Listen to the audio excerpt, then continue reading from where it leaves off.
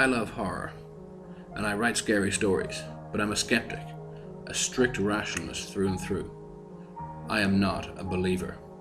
There have been, however, a couple of events in my life that I can't properly explain. When I was in college, a group of 6 friends and myself were on college campus, fresh from the disappointment of a failed attempt to score some hash. The college has a large arboretum that edges a wide, slow-moving creek. It was a perfect California summer night, hot and muggy, punctuated by gentle breaths of cool breeze. We were walking along a long stretch of path, a wide paved trail with a steep drop into the water on the left and a steep incline up a hill to the right. We're talking too steep to go up without using your hands. On the incline to the right, a row of oak trees stood side by side with tall, thin streetlights casting the only light around, as it was a new moon. Ahead we could see 200 meters of trail, wide pools of orange light broken up by the deep black shadows under the limbs of the oak trees.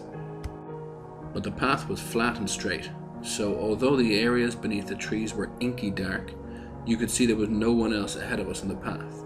The only sound was the gentle breeze and the frogs and insects in the creek. We were walking in 2 rows of 3. I was in the front, and during a lull in the conversation was looking straight ahead when it happened. We were directly beneath a street lamp, and I was looking ahead to the next pool of light, maybe 20 meters ahead, and at the deep shadow beneath the old oak right ahead of us.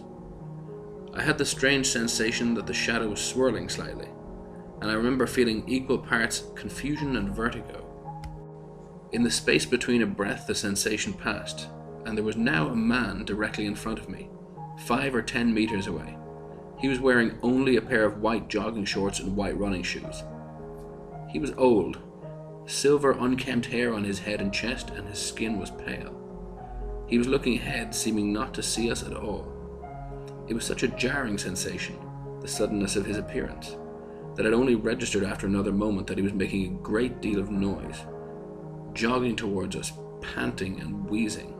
His footfalls were heavy slaps on the pavement. I was more confused than scared, still trying to sort out how I had failed to hear or see his approach, which could have only been down the trail ahead of us, as the sides were too steep and there was nothing to hide behind. The trunks of the oak were several meters up the hillside. He didn't acknowledge us, even as he approached us head on, and as I was wondering if perhaps I was hallucinating, the rest of my group parted to the sides and allowed him to pass right between us. We would have collided with him if we did not. It had only been a second since I first saw him, but several strange things happened at once now. First, I remember wanting to turn around to watch him go, but my neck refused to turn. At the same time, I could see in the corner of my eyes my friends were all looking down, wide-eyed, also not turning around, but visibly shaken. Then, after another heartbeat, the sounds of his heavy steps ceased entirely. Every one of my hairs stood straight up on end. I turned around first, but soon we all turned to look behind us. The path continued back from where we had come, straight and empty. A string of streetlights and oaks casting shadows, and no runner. No one spoke for nearly a minute. We turned and started walking again, all of us looking at our own feet. When someone broke the silence, it was like a floodgate opened. We hollered at each other, talked excited and quick, comparing stories of what we had just seen. Only one other person was looking forward, but his story matched mine. He wasn't there, then he was.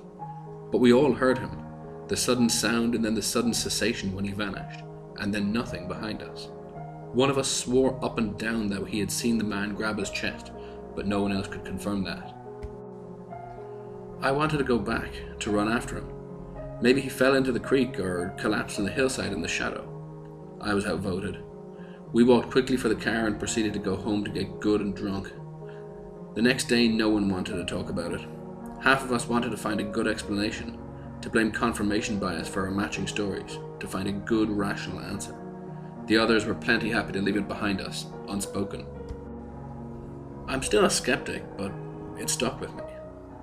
One of our friends later found work as a forensic investigator in the coroner's office in the same county. When going through a series of old files, he had found something interesting. He emailed me a photocopy of part of the report a few years later with the personal details blocked out.